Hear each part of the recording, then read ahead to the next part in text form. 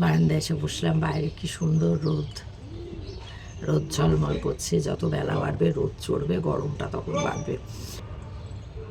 যাকে কেউ দেখার নেই লিটারালি, না তার ফ্যামিলি না কেউ, তো যারা নিজের লোক, যারা লুকিয়ে বিয়ে দিয়েছিল। কিন্তু আমি দেখো কালকেও সারাদিন কিন্তু টোটালি ভাত খাইনি। আমি ভাত খাচ্ছি না এখানে সারাদিন কাজ করার পর না, আমার আর মানে খিদে বোধটা থাকছে। তারা তো মানে বিচার করছে না, না তারা বাইরেটা দেখে তারা বলছেন যে উনি অসুস্থ, আমি লিপস্টিক পরেছি, তারপরে আমার সাজ আসে কী করে।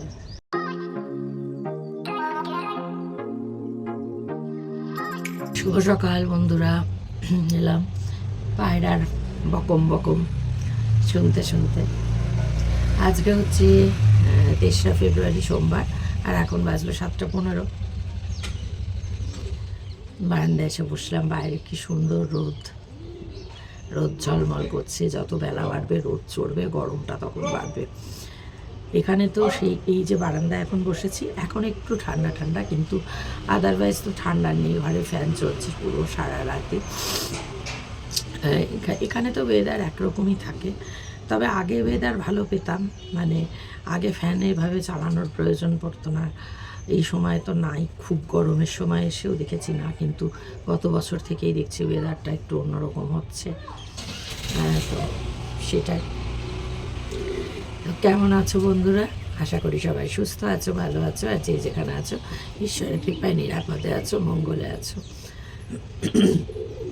আজকেও হসপিটাল যাবার কথা, টেস্টগুলো দিয়েছেন যে সেই টেস্টগুলো করার জন্য, তো সেইভাবেই মানে রেডি আছি। মানে 12 ঘন্টা পরে যে টেস্ট সব হয়, তো সেই মেয়ে লিভের জন্য অ্যাপ্লাই করেছে, এখনও তো রিপ্লাই মেল আসেনি বোধহয়।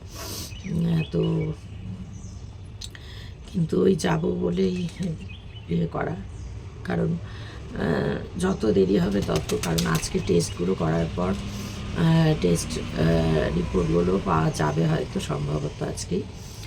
টেস্টগুলো করার পর গ্যাস্ট্রোলজিস্ট দেখাতে হবে। তা আগের দিন এন্ড্রোক্রোনোলজিস্ট দেখিয়েছি বললাম, উনি টেস্টগুলো দিয়েছেন এবং তারপর রেফার করেছেন গ্যাস্ট্রোলজিস্ট। টেস্টগুলো করে গ্যাস্ট্রোলজিস্টকে দেখাতে হবে আবার। সেটা দেখানোর পর তারপর উনি আবার কি টেস্ট দিচ্ছেন, কি দিচ্ছেন, তার উপর নির্ভর করছে তারপরের সব ধাপগুলো। আর এদিকে তো ওর বাবা তো যা শুরু করেছে না, তোমাদের বলার না, মানে কী যে শুরু করেছে, বাপরে বাপ। চলে যাবে বলছে, আমরা বলছি ঠিক আছে, আমরা এখানে এয়ারপোর্ট অব্দি দিয়ে আসি, হুইল চেয়ার থাকলে তো কোনো অসুবিধা নেই, তারাই তো নিয়ে যাবে, কিছুই করতে হবে না। আর ওনাকে একটা ছোটো, ওনার জাস্ট ব্যাগ একটা নেবেন, যেটা লাগেজেও দিতে হবে না, কিছুই না, সঙ্গে থাকতে পারে। আর একদম এয়ারপোর্টে, কলকাতা এয়ারপোর্টের বাইরে পর্যন্ত তোরা পৌঁছে দেবে। মন্টু থাকবে ওখানে, মন্টু নিয়ে যাবে। না আমি কি পারি, অথচ আমাকে যাচ্ছে তাই সারাক্ষণ, আর এটা করে দাও, ওটা করে দাও, খাবার এই করে দাও। কালকে তো তোমরা দেখলে সেই লুচি সকাল মানে রাত 3টে থেকে শুরু করেছিল, মানে পরশু দিন রাত 3টে থেকে লুচি বেগুন ভাজা করে দাও, সে তো করে দিলাম। লুচি বেগুন ভাজা খেলো, খেয়ে তারপর ঘুমালো, নিজে ঘুমিয়ে নিচ্ছে সারাদিন। তারপরে উঠেই শুরু হচ্ছে আবার এই দাও, খেতে দাও। খাবার পরেও আবার বলছে রাত্রে খেতে 8টা 8:30টার মধ্যে খাওয়া হয়ে গেল রাতের খাবার। ওষুধ টষুধ দিয়ে খাবার দিয়ে দিলাম, গিয়ে ঘরে গেল। তারপর তো সমানে একবার বেরিয়ে যেতে চায়, একবার ইয়ে চায়, মেয়ে শুধু বাইরে যেও না, বাইরে চলে যেও না, এখানে যেও না, এই করে যাচ্ছে। তারপরে আবার রাতে 11টা বাজতে হচ্ছে, খেতে দিল না, এখনও খেতে দিচ্ছে না, দিচ্ছে। এগুলো ইচ্ছা করে, এগুলো কিন্তু ভুলে যাওয়ার কোনো ব্যাপার না, মানে পারপাসলি জ্বালাবো বলে জ্বালানো। আমি নাকি জীবন নষ্ট করে দিয়েছি, তাহলে আমার কাছ থেকে মুক্তি নিয়ে নিক, আমি তো মুক্তি দেওয়ার জন্য রেডি, যে কিন্তু তাকে তো নেওয়ার জন্য কেউ রেডি না। আমি ঠিক আছে, আমি দিয়ে দিচ্ছি, আমার জন্য তো জীবন নষ্ট হয়েছে। হ্যাঁ, আমি জীবন নষ্ট করেছি, আমার এরকম সুন্দর জীবন নষ্ট করে এত সুন্দর জীবন আমি পেয়েছি, তো ঠিক আমার কাছ থেকে এই করুন। তখন বললেই বলছে আমাকে কি দেখবে, আমাকে কেউ দেখার আছে? যাকে কেউ দেখার নেই লিটারালি, না তার ফ্যামিলি, না কেউ। ফ্যামিলি ছাড়া আর কে দেখবে? যেখানে তারা পরিষ্কার বলেই দিচ্ছে, মেয়ে বলেছিল যে কিছুদিন থাকুক বাবা গিয়ে। এখন তো আমি বলতে চাই না ওদের বাড়ি নিয়ে বা কোনো কথা, কিন্তু ওটাই আর কি, যেহেতু ওদের মায়ের নামে বাড়ি ছিল আফটার হার ডেথ, বাড়িটা এখন 4 জনের নামে, ওর বাবা আর ওদের 3 ভাই বোন। তো সেক্ষেত্রে তো অধিকার আছে গিয়ে থাকার, তাই না? সেটাই মেয়ে বলেছিল যে থাকুক কি, ওর বাবা মাসি। একবারে না, এখানে এসে না, আমাদের পক্ষে সম্ভব নয় ওকে এখানে রাখা। তো যারা নিজের লোক, যারা লুকিয়ে বিয়ে দিয়েছিল, যারা জানতো যে আমি কীরকম মেয়ে, সেই জন্যেই দিয়েছিল, সেই জন্যেই বউ করে এনেছিল যে এই ছেলে যা খুশি করে যাবে, কিন্তু এই মেয়ে সবটাই মেনে নেবে, কিছুই বলবে না। তো তারা দায় ছেড়ে ফেলেছে, কারণ তারা ভালো থাকতে চায়, ভালোভাবে বাঁচতে চায়, তারা নিজেদের জীবনটা ভালোভাবে এনজয় করতে চায়। এইরকম একজন লোককে নিয়ে তারা তাদের জীবনটা নষ্ট করতে চায় না। তাদের আনন্দ কী বলবো, আনন্দের সঙ্গে তারা যে জীবনটা, যে লাইফটা লিড করে, যেরকমভাবে থাকে, সেটা কোনোভাবেই তারা মেস হতে দিতে চায় না। তারা সেইভাবেই থাকতে চায়, ভালোভাবে। সেই কারণেই বের করে দিয়েছে, সেই কারণেই ঝেড়ে ফেলেছে, সেই কারণেই কোনো রকম এই কারণ। তোমরা বলবে সকালবেলা বলতে বসেছে, কী করছে তোমরা ভাবতে পারবে না। আর সত্যি কথা, আমি একটা কমেন্ট পেলাম, কোথায় সম্বিত ভট্টাচার্য, আমি ঠিক খেয়াল নেই, তিনি বলেছেন যে আপনার ওই PCOM যেটা বলছেন, PCOM, ওটা একটা লং টাইম ট্রিটমেন্টের ব্যাপার, যেটা তো মণিপালের ট্রিটমেন্টটা করেন, এবং আপনার লাইফস্টাইল চেঞ্জ করার দরকার। কারণ আপনি যে স্ট্রেসের মধ্যে আছেন, এটা ডাক্তার, মণিপালের ডাক্তার এটা বারবার একটা কথাই বলেছিলেন যে আপনি অসম্ভব স্ট্রেসে আছেন, স্ট্রেসের কারণেই হচ্ছে এইরকম লাইফ লিড করলে।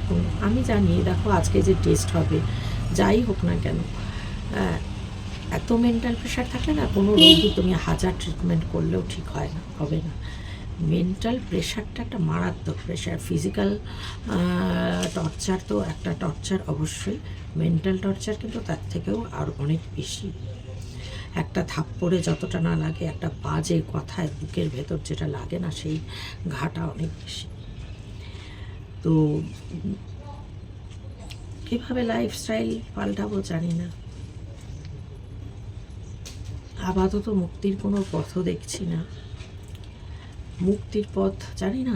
এরপর রিটায়ারমেন্ট, এখনও 4 বছর, সেই 4 বছর টানা মানে সেইটা মানে 4 বছর ধরে চাকরি করানো, এবং আফটার দ্যাট তখন কি হবে, যখন সব সময় বাড়িতে আফটার রিটায়ারমেন্ট টাকা কমে যাবে সব কিছু মিলিয়ে, তখন কি করবে ভাব, জানি না। এরকমভাবে চললে দেখো,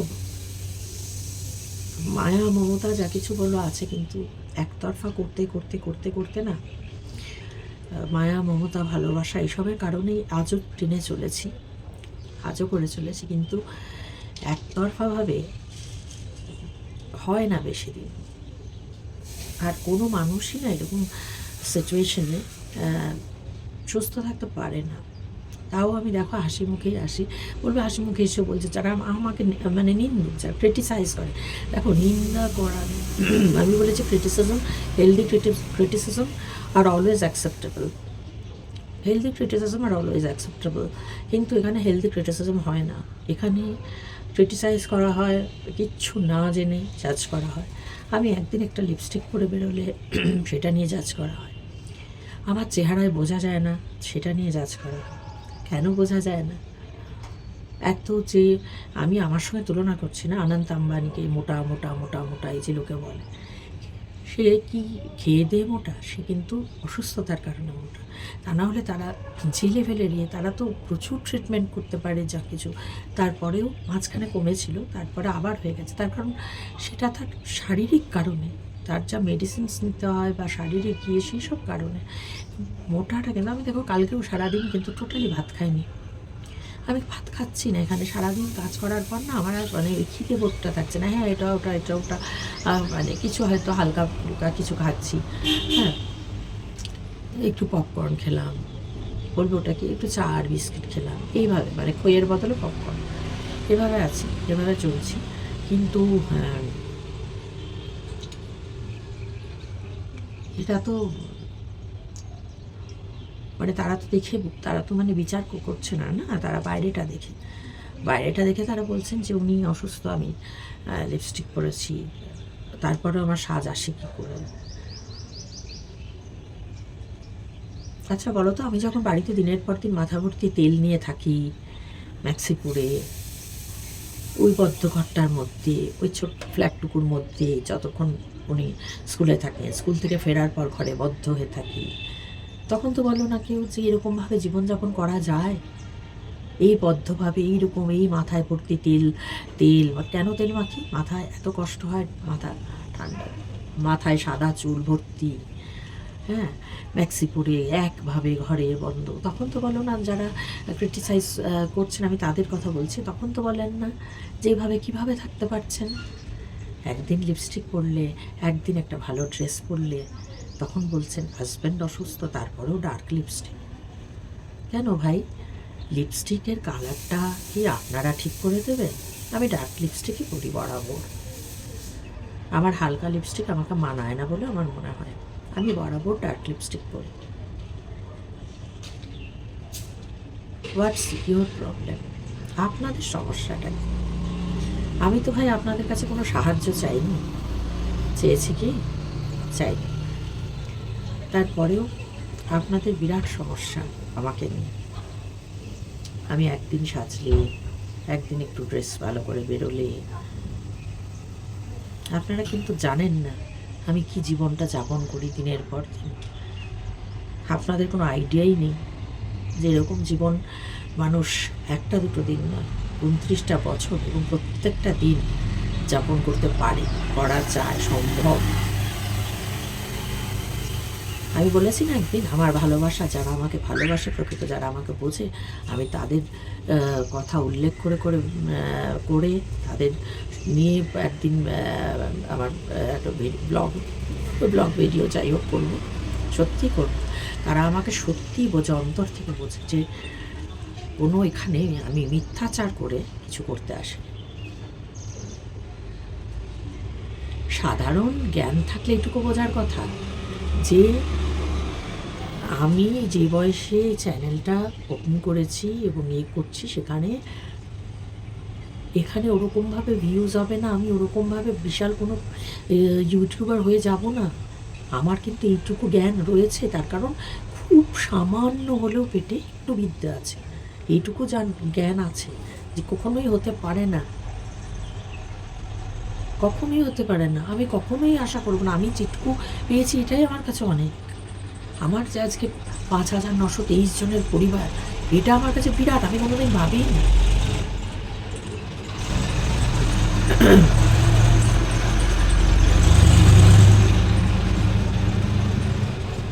50 জন মানুষ আমার পরিবারে থাকবেন এটাই আমি ভাবি, তো 5,923 জন তো অনেক বড় ব্যাপার, অনেক বড়। আমি কখনো ভিউজ নিয়ে মাথা ঘামাইনি। আমার এখানে 4 মাস 5 মাস পর হয়তো পেমেন্ট ঢোকে, আমি সেটা নিয়েও বিন্দুমাত্র মাথা ঘামাই না। আমার কোনটা, এটা কেন আমি এটা করি, ব্লগিংটা কিছু তো নিয়ে একটা বাঁচতে হবে, ওই রকম দম বন্ধ কর, এতটা নেগেটিভিটির মধ্যে কিছু তো নিয়ে একটা বাঁচতে হবে। আমার 4 পেয়ে বাচ্চারা নেই, তাদেরকে রাখতে পারলাম না আমার শারীরিক কারণে, ডাক্তারের করা ইনস্ট্রাকশন, বারবার ডাক্তারদের বারণের কারণে আমাকে বাধ্য হতে হলো। আমার বুকটা ফিটে যায় ওদের জন্য, কারণ আমি অসম্ভব ভালোবাসি। আমি এই 4 পেয়ে বাচ্চাদের যাদের ভিডিওস দেখি, ফেসবুক পেজে যে তাদের দেখি, ভালো লাগে, বুকটা কিন্তু ফেটে যায় আমার। এই একাকিত্ব জীবন, কিছু নিয়ে তো একটা বাঁচতে হবে, বাঁচবোটা কীভাবে? আর মরে যাব বললেই তো মরে যাওয়া যায় না, আমার হাতে নেই। ইভেন নিজে চেষ্টা করলেও যে মরা যায় এটা কিন্তু নয়, নিজে চেষ্টা করলেও যদি কপালে থাকে, যদি উপরওয়ালা চান তবেই, তা না হলে কিন্তু সারভাইভ করা মানে হতেই পারে। নিজস্ব এক্সপিরিয়েন্স থেকেই বলছি।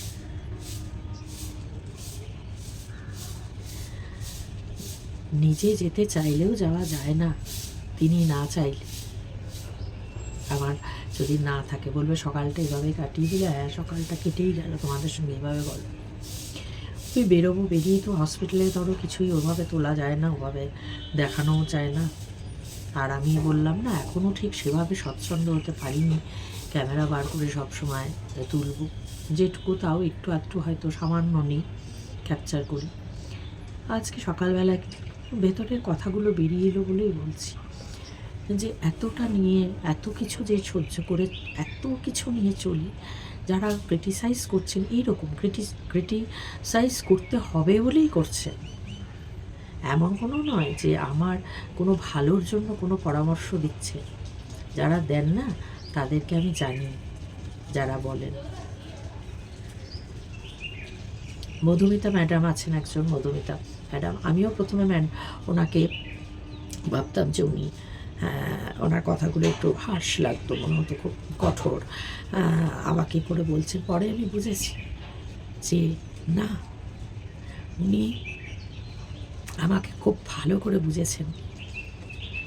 হয়তো ওনার কোনো এক্সপিরিয়েন্স কাউকে দেখেও যাই হোক আছে, যার জন্য উনি আমাকে ফিল করেছেন। যে কারণে আমি ওনার কথা যখন উনি বলেন না, যে কথাই বলেন, আমি সেটা কিন্তু ভালোভাবেই অ্যাকসেপ্ট করি। কারণ আমিও বুঝেছি ওনাকে, যে না উনি আমাকে ক্রিটিসাইজ করেন না ওভাবে, আমাকে ক্রিটিসাইজ করছেন না ওভাবে, আমাকে খারাপ কথা বলছেন না। উনি আমাকে ফিল করেন, উনি জানেন যে এই লাইফটা কীরকম। যার জন্য আমি অবশ্যই ওনাকে রেসপেক্ট করি। আমি যেটুকু বুঝেছি, উনি আমার থেকে বয়সে বড়, উইথ ডিউ রেসপেক্ট আমি ওনাকে ম্যাডাম বলছি, দিদিভাই বলতে পারলেও আমার ভালো লাগবে। আমি আমার বড় যারা তাদের দিদিভাই বলতেই ভালোবাসি, দিদিভাই বা দিভাই বা দিদি। উনি আমাকে ফিল করেন, আমি বুঝেছি। এরকম অনেকেই আছেন, বকা দেন যারা, তোমাকে এবার ভীষণ বকবো, তুমি কেন এ করছো, কেন? তারা কতটা ভালোবেসে বলেন সেটা বুঝবার মতো। বললাম যে এইটুকু ইন্টেলেক্ট কিন্তু আমার আছে, সামান্য হলেও ইন্টেলেক্ট আছে, একটু হলেও এডুকেশন আছে। তাই বুঝতে পারি কে ভালোর জন্য বলে আর কে শুধু আমাকে মানে হিউমিলিয়েট করার জন্য, আমাকে কষ্ট দেবার জন্য, পারপাসলি আঘাত দেবার জন্য, সেটা বোঝার ক্ষমতা আছে। তো যাই হোক বন্ধুরা, কেটেই গেল গল্প করেই। আজকে তোমাদের সঙ্গেই সব মনের কথা বলি। বেরোবো কটায়, 11:15 মধ্যে দিতে হবে ব্লাড, যেহেতু সব হয়তো 9টায় বেরিয়ে যেতে হবে, কারণ অনেকটাই রাস্তা, ঘন্টা খানেক লাগছে প্রায়। তো সেভাবেই দেখি কী হয় না হয়, কী হবে না হবে সবটাই আপডেট তোমরা আগামীকাল পেয়ে যাবে নিশ্চয়ই।